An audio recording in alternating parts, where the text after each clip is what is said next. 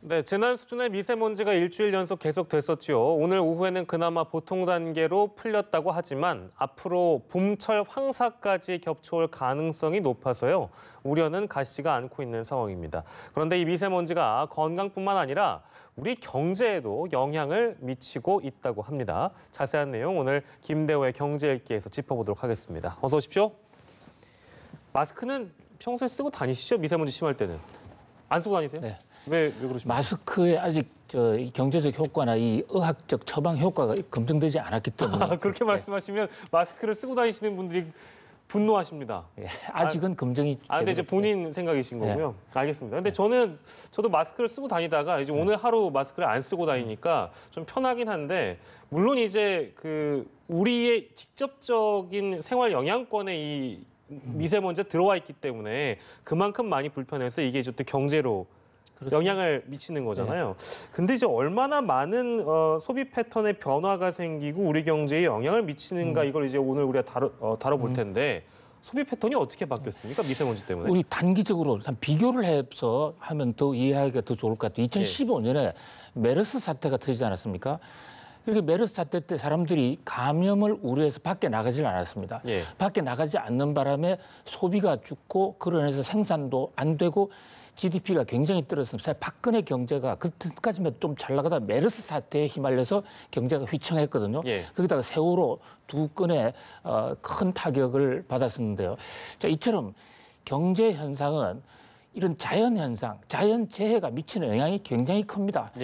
1200년대에 유럽의 패스트, 그다음에 콜레라 이런 것이 왔을 때 그 당시에 잘 적응한 나라는 선진국이 되고 잘 적응하지 못한 나라는 다 망했던 그런 역사적인 교훈도 있거든요. 그런 면에서 이런 어떤 우리 지금 미세먼지 상황에도 우리가 어떻게 대처하는가에 우리 경제적 성공과 패배를 좌우할 수 있는 굉장히 중요한 거예요. 지금 우선 이 미세먼지 사태에서 사람들이 밖을 나가지 않지 않습니까? 그래서 잘 되는 측면도 있고 못 되는 측면도 있지만은 길거리 나가질 않으니까 관광 산업 무너지고 있고요. 그렇겠네요. 그다음에 외식 산업 안 되고 있고 또 반대로 쇼핑몰 같은 데는 안에 들어가서 하루 종일 즐길 수 있는 이런 데는 잘 되는가 하면 전통시장은 안 되고 또 집에서 음식 배달하는 배달의 민족 배달은 잘 되는가 하면 뭐 이런 식의 완전히 지금 패턴이 완전히 바뀌고 있는 것이죠. 엄밀히 얘기하면 이제 실내에서 즐기는 분리해가지고 생각을 하면 좀 쉽겠네요.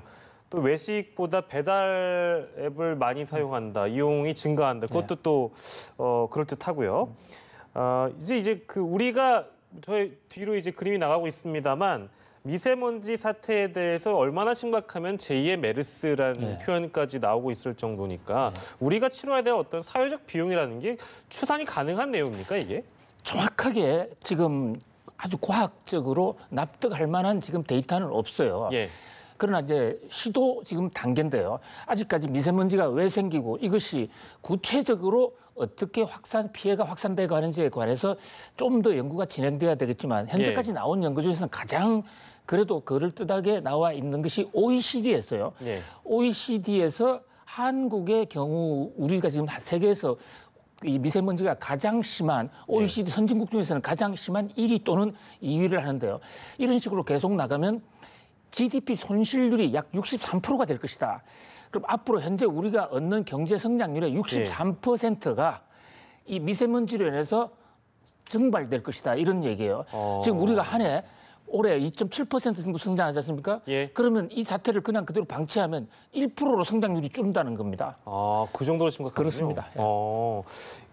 지금 이제 미세먼지로 인한 이제 경제적 손실이 여러 가지 측면에서 이제 등장하고 있다는 얘기인데 대책을 저희가 좀 점검을 해보도록 하겠습니다. 정부에서 내놓은 대책들이 이제 크게 보면 두 가지입니다. 대통령이 강조하는 것이 중국과 이제 공동으로 인공 강우에 대한 부분을 해결할 수 있게끔 미세먼지를 해결할 수 있게끔 인공 강우에 대해서 좀 함께 추진하도록 지시를 했고요. 환경부에서 오늘 고농도 미세먼지를 긴급 조치 강화 방안 이걸 내놨는데 두 가지는 어떻게 보셨어요? 뭐 나름대로 상당히 고심한 결과고 하지 않는 것보다는 굉장히 진일보한 거예요.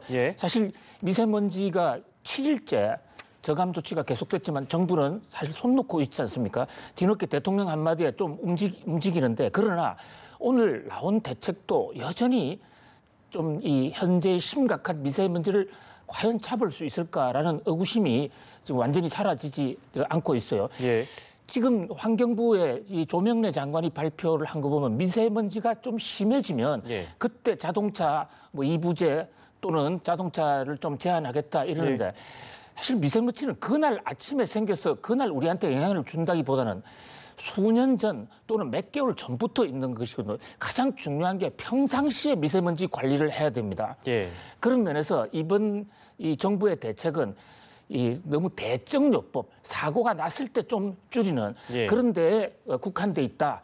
그다음에 중국과의 경우도 중국 스스로도 아직 미세먼지 해결 못하고 있습니다. 물론 우리보다는 그 강우를 뿌리는 기술이 좀 발전해 있다고 그러지만 중국도 여전히 미미하고요. 그렇다고 중국이 또 협조할지 이것도 우리 희망사항이지. 예. 앞으로 전혀 지금 확정적인 게 아니기 때문에 예. 뭐 노력을 한다는 점에서는 상당히 바람직하고 또 그렇게 감사하기도 한데 예. 현재로서는 상당히 미흡한 수준이라고 볼 수 있어요. 미흡하다.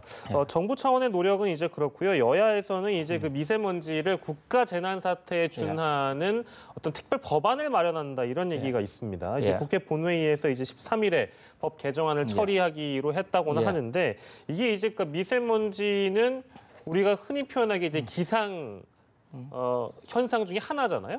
근데 이제 이것을 재난에 준하는 것, 재난으로 분류하는 것이 왜 중요한 쟁점인 건지도 궁금하네요. 우리나라에 재난안전법이라고 있어요. 이 재난안전법에 해당되는 어떤 재난이 오면 일단 피해자들을 구제할 수가 있습니다. 정부가 지원해 줄 수가 있고 또 그런 사태가 더 악화되지 않도록 정부가 공권력을 발동해서 이를테면 집에서 나오지 마라든지 이런 행정명령을 할 수가 있는데 공교롭게도 우리나라 지금 재난안전법에는 미세먼지가 들어가 있지 않은 거예요. 이거 하나만 보더라도 어느 누구를 탓할 것이 우리 사회 전체가 미세먼지에 대해서 그동안 너무 나이브했다. 대책이 없었다라고 얘기할 수 않을 수가 없어요. 작년에 폭염, 이를테면 더위, 추위 이런 것까지도 그 재난 그 대상에 다 집어넣어놨는데 미세먼지는 들어가 있지 않은 거예요. 지금 법안이 3개나 4개 나와 있음에도 불구하고 아직 통과가 안 돼서 그런데 뒤늦게 이번에 7일 연속 최악의 미세먼지가 나오니까 여야가 황급하게 오늘 13일 날 통과시키겠다고 하고 있습니다. 네, 이제 너무 사태가 심각하고 비상조감 조치가 이제 길어지니까 국회에서 뒤늦게 이제 뛰어든 것에 대해서 박사님께서 약간 불만 내지는 지적을 아쉬움이죠. 아쉬움 해주셨는데 이게 사실 국민들이 바라보기에는 이 미세먼지가 한 해 두 해의 일이 아니기 때문에 진짜 말 맞다나 이번만 이렇게 반짝 신경을 쓰고 미세먼지도 잠잠해지면 이거 수그러드는 거 아닌가라는 우려도 있어요. 어떻게 보세요? 그렇습니다. 이 재난안전법에 미세먼지를 재난으로 인정해 주는 것도 물론 진일보한 것이지만요. 재난안전법에 들어갔다고 그 재난이 없어지는 게 아닙니다. 우리가 지진이라든지 쓰나미 같은 경우에는 어떤 일정 지역에 그게 터지기 때문에 재난 지역으로 하면 다른 지역에 안전한 지역에서 돈을 도와줘서 서로 십시일반으로 살아갈 수가 있는데 미세먼지는 전국적으로 같이 피해를 보는 거지 않습니까? 누가 누구를 도와줄 수도 없는 것이고 보다 근본적인 평상시에 우리 산업 체계라든지 또는 일상생활에서부터 근본적인 대책이 나와야 될 것으로 보입니다. 근본적인 대책이 시급한 상황이고 이게 진짜 3한3이라는 표현을 그렇습니다. 요즘에 쓰더라고요. 뭐 예전에는 3한 4온 이런 표현했는데 아무튼 3일 춥고 나면 4일은 미세먼지다. 이럴 정도로 심각한 상황입니다. 근본적인 대책 마련을 정부 여당 또 우리 국회에도 또 부탁을 드려야 되는 상황이고 마지막 질문이 될 것 같은데요. 미세먼지 심각해지면서 마스크를 뭐 제작하는 회사라든지 예를 들면 공기청정기 만드는 회사는 이쪽은 이제 어떻게 보면 수혜를 입는 거잖아요. 우리가 그렇습니다. 전화위복을 만약에 삼아서 미세먼지를 어떤 경제 특수의 하나의 요건으로 신산업으로 우리가 발전시킨다면 우리 경제의 어떤 한 축이 될 수도 있을 것 같아요. 그건 어떻게 보시죠? 그렇습니다. 위기란 말이 사실 뒤집으면 기회가 되는 것이거든요. 사실 경제적 혁신이라는 것은 이런 자연 재난에 예측하지 못한 어떤 위난 상황에서 혁신이 생겼습니다. 지금 우리가 OECD 통계에 따르면 이제 미세먼지가 가장 나쁜 선진국인데요. 미세먼지 선진국이 먼저 많이 겪은 나라로서 이런 경험을 새로운 신기술에 접목한다면 이를테면 공기청정기 또는 대형 공기정화기 또는 옷 관리 기술 또 산업체의 그 공기 대기질 관리 이런 것에 한다면 이 산업이 앞으로 미래 성장 산업으로 굉장히 유망합니다. 미세먼지는 선진국으로 가면 갈수록 이게 화석연료에서 나오는 거거든요. 예. 개발도상국이 갈수록 앞으로 그쪽에 굉장히 많이 나올 거예요. 예. 그래서 이제 정부에서도 이걸 전략 산업으로 예. 성장 동력 산업으로 키울 필요가 있다. 그런 생각을 해봅니다. 신성장 동력의 창출에 미세먼지가 과연 기회가 될 것인가? 그렇습니다. 전화위복 삼아서 우리가 미세먼지도 이용할 수 있는 그런 특별한 전략을 짜봤으면 좋겠는데요.